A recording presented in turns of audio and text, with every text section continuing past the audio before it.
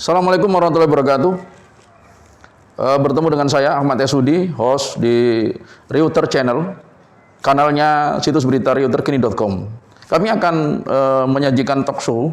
Talk show ini kami gelar bentuk kerjasama antara situs berita Reuter Kini dengan Satgas COVID Nasional.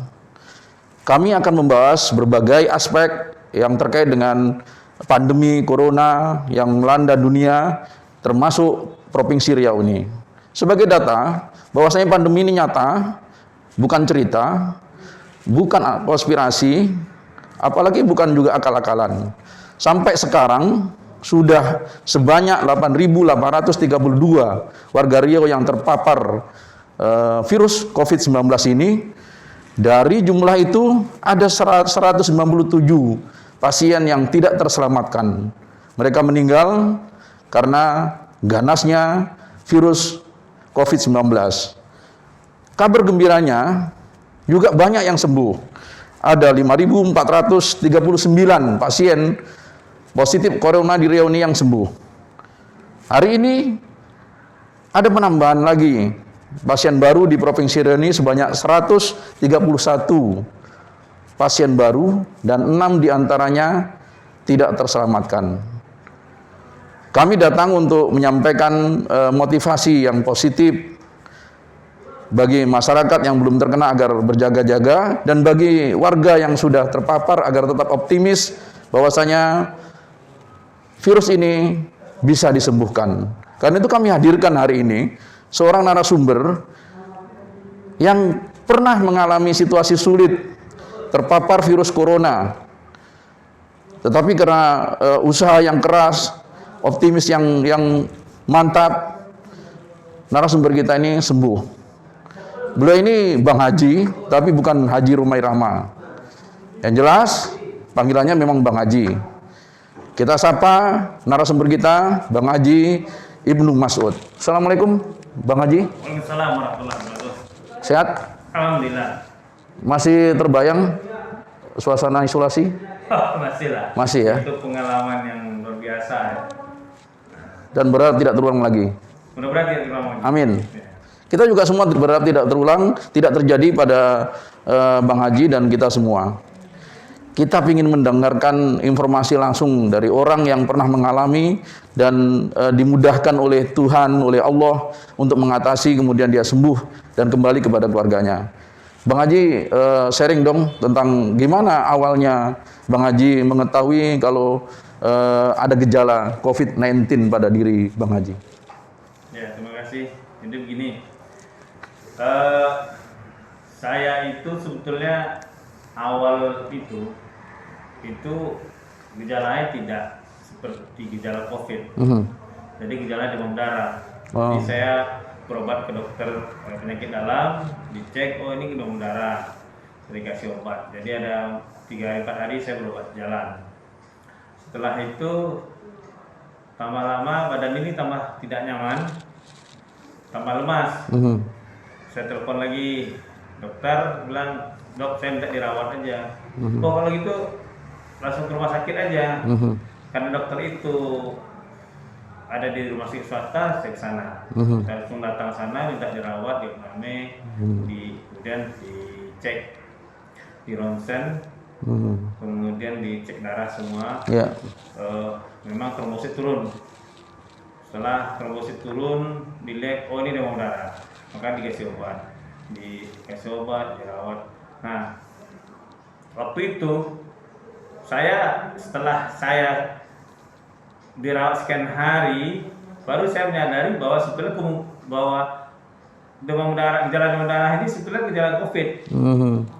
Jadi saya hari keempat saya katakan pada dokter, dok ini trombosit sudah bagus, sudah tinggi, tapi kok badan ini rasanya lain, lemas, kemudian saya mulai ada batuk.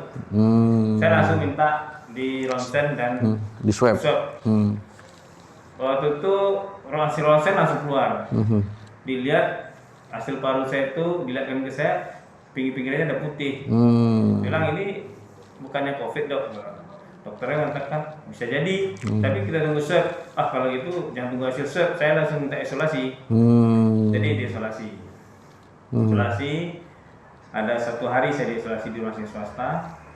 Kemudian saya karena masih menunggu hasil swab besoknya, saya katakan besok saya minta pindahlah ke rumah sakit umum.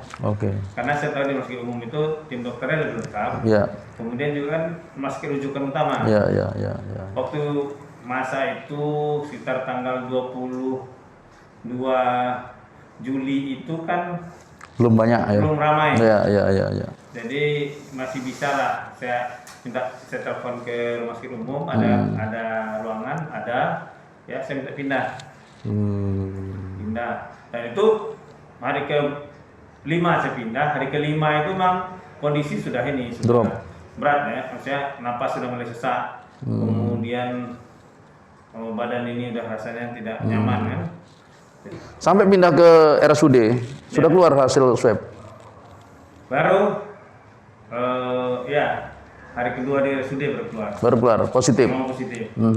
Jadi saya udah siapkan mental ketika saya lihat gejala ini. Karena waktu di rumah sakit swasta itu saya ditemani oleh istri. Jadi belum diisolasi berarti? Belum isolasi. Saya bilang sama istri, sudah pulang ke rumah, setelah itu besok coba swab. Termasuk dengan anak saya swab. Nanti kalau memang pada akhirnya memang positif ya dirawat. Jadi saya positif. Pada saat positif itu memang kondisi saya udah berat ya. Jadi saya mengalami yang kondisi terberat itu di hari 6, 7, 8. Jadi itu hari kedua, ketiga, keempat saya dirawat di RSUD.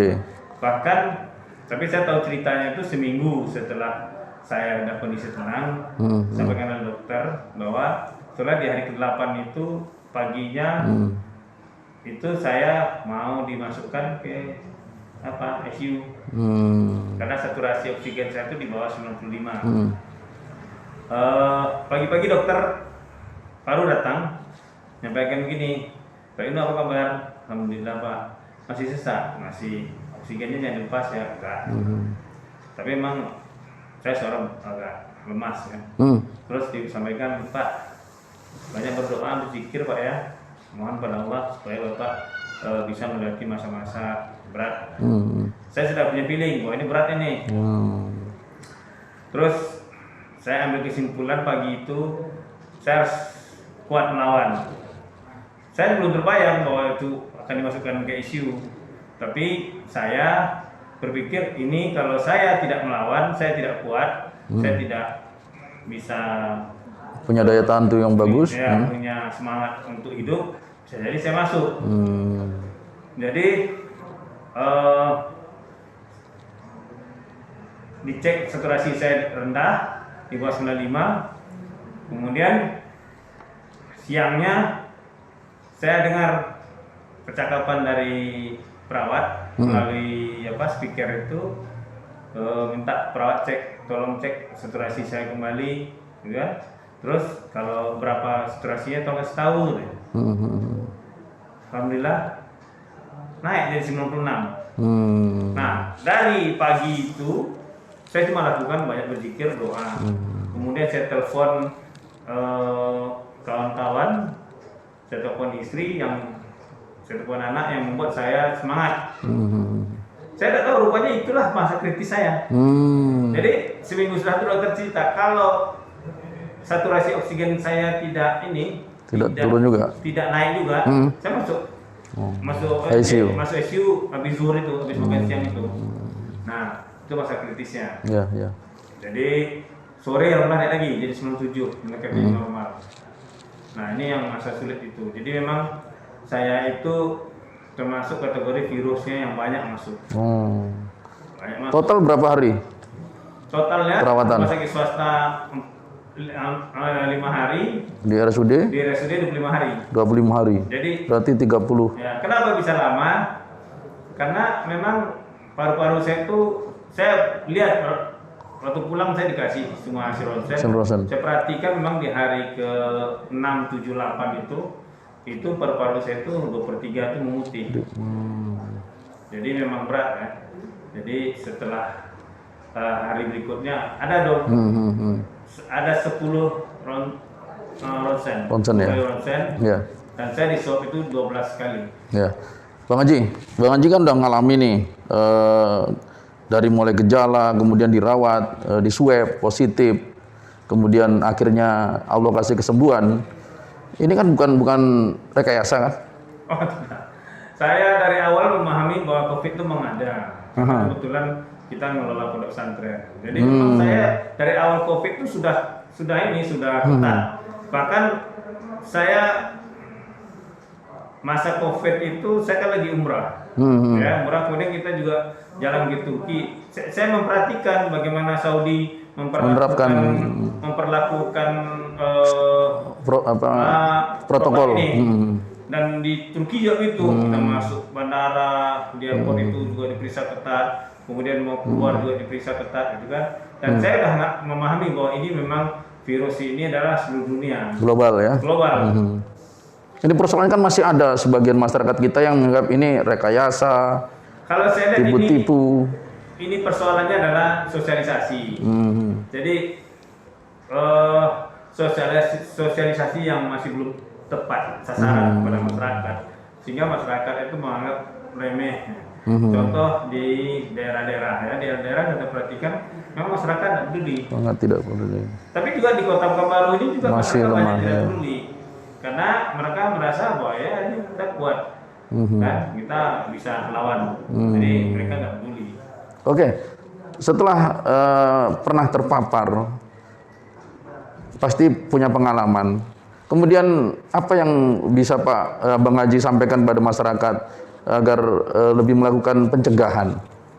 Ya, sekarang saya tuh masuk ke grup-grup. Jadi ada beberapa komunitas, ada perusahaannya, komunitasnya, kemudian ada masyarakat yang komunitas jamaah masjid atau perusahaan yang mereka anggotanya terpapar, mereka bikin grup, saya dimasukkan di situ. Dan saya alhamdulillah punya kesempatan untuk berbagi. Artinya contoh yang sering saya sampaikan kepada yang bertanya, misalnya cuci tangan, kemudian cuci muka dengan sabun, cuci tangan dengan sabun, kemudian tangan ini yang ada sabun itu dimasukkan ke hidung, dibersihkan hidung pakai air sabun, pakai sabun dibiarkan dulu, kemudian juga bersihkan, kemudian kalau bisa kita terakhir dengan air hangat, hidung itu dihirup sedikit, dibersihkan, dan itu juga kumur-kumur dengan antibiotik ya, yang banyak sekarang dijual tuh obat kumur untuk kumur-kumur sampai ke tenggorokan, itu salah satu cara. Kemudian juga intinya juga sekarang bagaimana menjaga jarak. Jadi sebetulnya kalau seperti saya itu ada berapa orang terpapar oleh saya, itu faktornya karena dekat, bukan saya pegang, tapi karena dekat. Kok sempat nularin juga ya?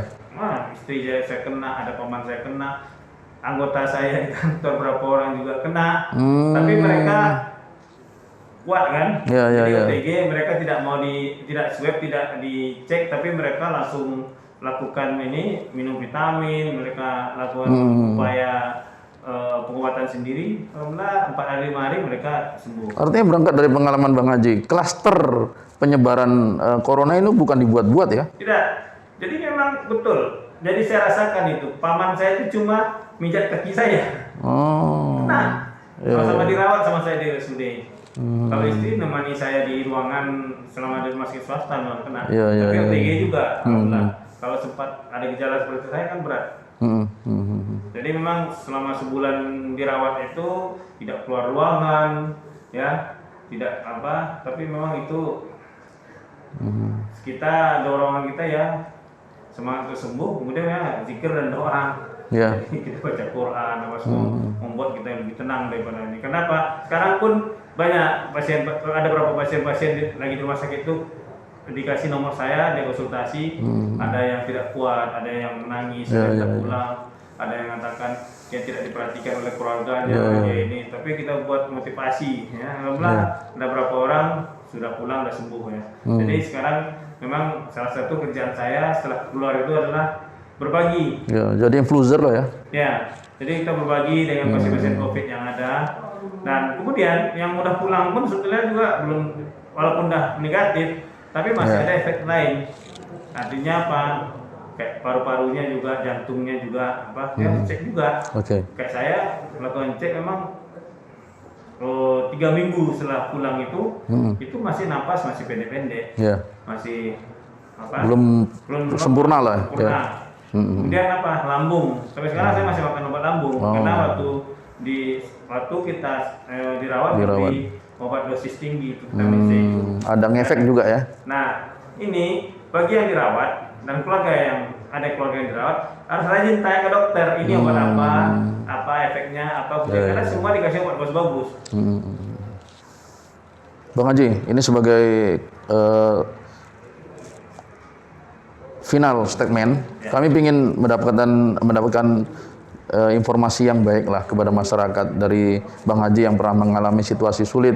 Kemudian apa yang harusnya dilakukan masyarakat dan masih relevan nggak menganggap ini sebagai sebuah konspirasi? Ya, sebetulnya kita kan ini mendunia, berita hari-hari itu, kemudian kiri kanan kita dengar masyarakat juga. Bahkan sekarang kita mulai melihat bahwa tiba-tiba ada saudara kita, tiba-tiba ada keluarga kita, ada teman kita. Saya ya waktu dirawat itu ada 9 orang yang saya kenal atau teman saya itu wafat. Nah, apalagi yang kondisi yang ada penyakit-penyerta kayak tensi, asma, sesak napas, jantung. Nah, ini kan yang perlu hati-hati sekali. Rentan sekali ya. Rentan sekali. Rata-rata yang banyak yang meninggal gara-gara punya penyakit penyerta. Tapi dari data yang ada kan kita lihat di Riau itu lebih 100 orang. 97 yang meninggal. Iya, tapi 119 tidak ada penyakit penyerta. Jadi sesak tiba-tiba tidak tertolong. Jadi ini penyakitnya memang ada. Jadi memang betul-betul karena ini seluruh dunia. Jadi kuncinya kita memang harus jaga-jaga, kurangilah keluar rumah, kemudian cuci tangan, kemudian jaga jarak yang benar, ya. Nah, jangan pergi ke tempat kerumunan, itu salah satu. Protokol kesehatan wajib. Dan ini memang betul, itu sudah benar itu, cuci tangan, jaga jarak, pakai masker. Masker ini memang perlu. Nah, masker ini pun terakhir kan karena masker yang seperti kita pakai ini. Nah, ini juga salah satu upaya kita untuk menangkal. Kenapa? Banyak orang pakai masker tapi hidungnya dibuka. Padahal sebetulnya yang mengisap virus itu hidung. Dan virus itu ada di puncak hidung ini. Di pangkal hidung ya. Pangkal hidung. Jadi kita tidak, bahkan ada yang menyimpulkan bahwa semua orang kita ini sudah kena virusnya. Tergantung sekarang daya tahannya. Nah, untuk daya tahan ini memang kita harus makan yang sehat. Buah, sayur. Asupan cukup gizinya ya. Baik, Bang Haji, terima kasih banyak berbagi di Talkshow Reuter Channel.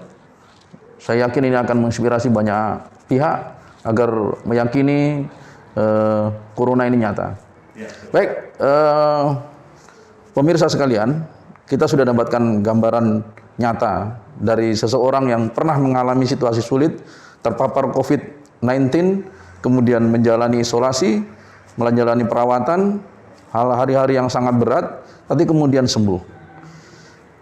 Terpulang pada kita semua, masihkah kita mempertahankan keyakinan bahwasanya pandemi corona ini adalah sebuah rekayasa? Rasanya tidak ada dasarnya. Kami sengaja menghadirkan narasumber yang pernah mengalami agar keyakinan masyarakat yang masih menganggap pandemi corona sebagai sebuah rekayasa terluruskan. Mari kita sayangi diri kita sayangi keluarga kita sayangi orang-orang dekat kita dengan menerapkan protokol kesehatan. Jaga jarak, pakai masker, kemudian selalu sesering mungkin mencuci tangan. Insya Allah dengan cara ini, kita akan bisa terlindung. Usaha harus maksimal. Takdir, urusan Allah. Terima kasih atas perhatian Anda dan nantikan talkshow selanjutnya dengan tema-tema yang masih seputar dengan COVID-19 ini di Reuter Channel, kanal YouTube-nya situs berita Reuter Kini. Assalamualaikum warahmatullahi wabarakatuh.